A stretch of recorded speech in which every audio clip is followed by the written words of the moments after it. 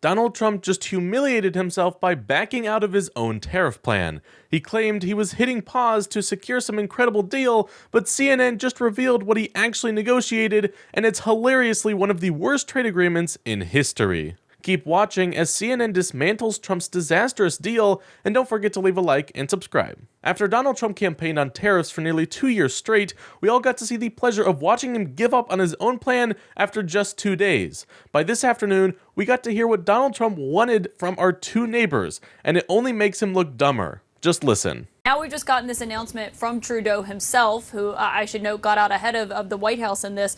He said he had a good call with Trump. He said that Canada is going to be implementing a $1.3 billion border plan where they talk about reinforcing the border. I should note that's actually something that Trudeau announced and Canada announced back in December, about mid-December. But also in this announcement, Jake, he says that they are going to have frontline personnel working and protecting the border after concerns about fentanyl coming across. And he said that they are going to be appointing a fentanyl czar and that they will list cartels as terrorists and ensure 24/7 eyes on the border. I believe it is the fentanyl czar that is new here, but it's that last sentence, Jake, there at the end is the most important here. He says, proposed tariffs will be paused for at least 30 days while we work together.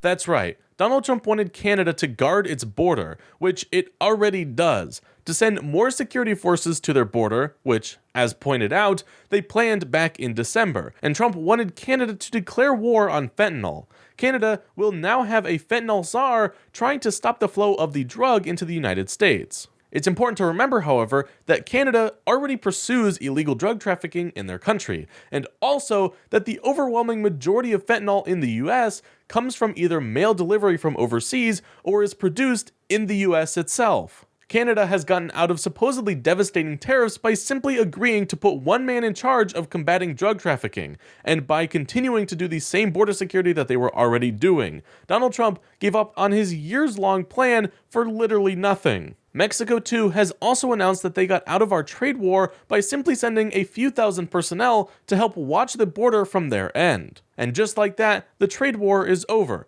No economy stimulated, no increase in tax revenue, and most importantly, no jobs were brought home, as Trump had planned. The only real effect of Trump's tariff plan was several millions of dollars knocked out of the stock market. Now, this pause is only supposed to last for 30 days, but if pretending to care is all our neighbors have to do to sway Donald Trump, I don't think they'll have much trouble in the future. But let's be real for a second. These tariffs would have been absolutely devastating for our economy, so it's actually a good thing that these sort of fell through. But I think the moral of the story here is that Donald Trump is all bark and no bite, at least when it came to tariffs. He talked a big game and said that this would save the economy, which it wouldn't, but now that he's seeing that, oh, actually this would have devastating effects on the economy, he had to find a very quick way out. This is just so embarrassing on so many different levels for Donald Trump, but honestly, what else could you expect from a con man? For more updates like these, please be sure to leave a like and subscribe.